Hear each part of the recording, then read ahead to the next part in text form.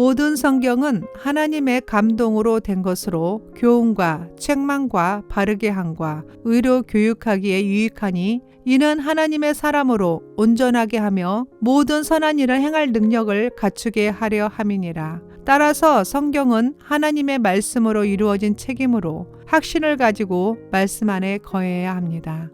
우리는 그리스도 안에서 새 것으로 지음받은 존재입니다. 새로운 피조물, 새롭게 됐다는 것은 우리가 갈망한 모든 것은 바로 예수님 안에 있다는 것을 깨달아 알고 변화된 삶을 살아가는 것입니다. 고린도 후서 5장 17절 그런즉 누구든지 그리스도 안에 있으면 새로운 피조물이라 이전 것은 지나갔으니 보라 새 것이 되었도다. 골로새서 3장 10절 새 사람을 입으십시오. 이 새 사람은 자기를 창조하신 분의 형상을 따라 끊임없이 새로워져서 참 지식에 이르게 됩니다. 예수님은 누구십니까? 예수님은 하나님의 아들로서 우리를 구원하기 위해서 인간의 몸을 입고 이 땅에 오셨습니다. 예수님은 하나님의 본체이십니다. 하나님과 동등됨을 취하지 않으셨고 자기를 비워 종의 모습으로 오셨습니다. 마태복음 16장 15절 이르시되 너희는 나를 누구라 하느냐? 시몬 베드로가 대답하여 이르되 주는 그리스도시요 살아계신 하나님의 아들이시이다. 하나님께서는 예수님을 통하여 우리에 대한 하나님의 깊은 사랑을 보여주셨습니다. 예수님은 세상을 심판하러 오신 것이 아니라 우리를 구원하시기 위해 오셨습니다. 요한복음 3장 16절 하나님이 세상을 이처럼 사랑하사 독생자를 주셨으니 이는 그를 믿는 자마다 멸망하지 않고 영생을 얻게 하려 하심이라. 하나님이 그 아들을 세상에 보내신 것은 세상을 심판하려 하심이 아니요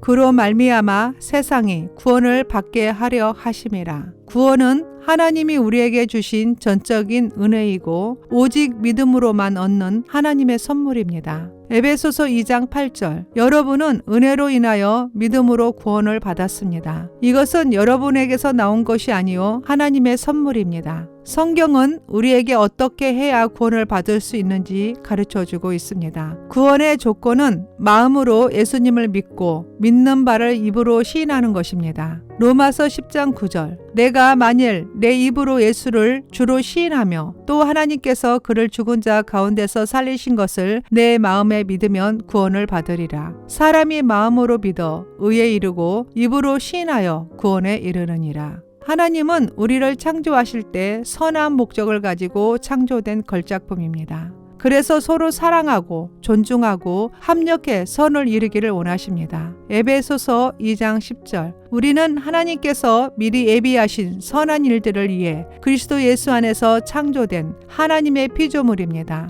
하나님께서는 우리가 선한 일들을 행하며 살기를 원하십니다. 그리스도인이라면 반드시 있어야 하는 성령의 9가지 열매가 있습니다. 성령의 열매는 성령님께서 우리들 안에 거하시면서 맺게 해주시는 열매입니다. 성령님과 함께하면 우리의 삶에서 좋은 열매가 맺히도록 도와주십니다. 성령의 9가지 열매는 그리스도의 성품입니다. 갈라디아서 5장 22절 오직 성령의 열매는 사랑과 기쁨과 화평과 오래 참음과 친절과 선함과 시실함과 온유와 절제입니다. 이런 것들을 금지할 율법은 없습니다. 그리스도인이라면 버려야 할 육체의 일이 있습니다. 육체의 일은 제약된 행위들을 말합니다. 이런 것들은 하나님의 나라를 유업으로 받지 못합니다.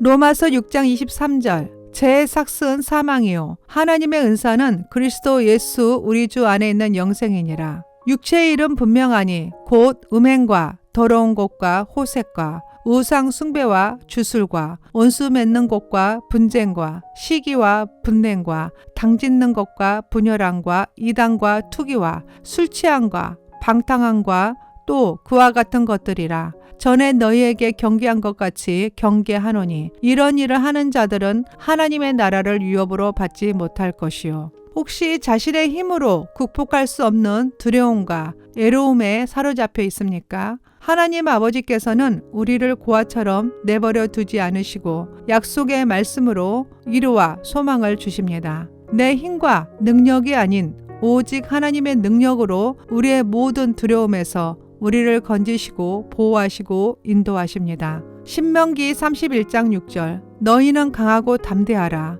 두려워하지 말라. 그들 앞에서 떨지 말라. 이는 내 하나님 여호와 그가 너와 함께 가시며 결코 너를 떠나지 아니하시며 버리지 아니하실 것임이라 하고, 두려워하지 말라. 내가 너와 함께함이라. 놀라지 말라. 나는 내 하나님이 됨이라. 내가 너를 굳세게 하리라. 참으로 너를 도와주리라. 참으로 나의 의로운 오른손으로 너를 붙들리라. 하나님은 선하십니다. 사랑하는 자녀가 염려하지 않는 편안한 삶을 살기를 누구보다 원하고 바라십니다.